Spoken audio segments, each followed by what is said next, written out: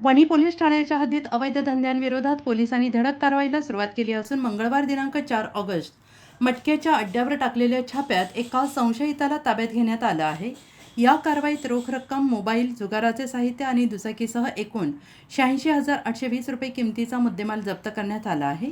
पोलिसांनी दिलेल्या माहितीनुसार चर्मकार वस्ती परिसरातील एका देशी दारू दुकानाजवळ सुरू असलेल्या मटक्याच्या अड्ड्यावर दुपारी सुमारे 3:15 छापा टाकण्यात आला. या कारवाईत सुनील परशुराम गवळी, वय वर्ष 32, राहणार चंडिकापूर, तालुका दिंडोरी, जिल्हा नाशिक याला ताब्यात घेण्यात आले. त्याच्या विरोधात महाराष्ट्र जुगार प्रतिबंधक अधिनियम 1887 मधील कलम 12 अन्वये गुन्हा दाखल करण्यात आला आहे. या कारवाईदरम्यान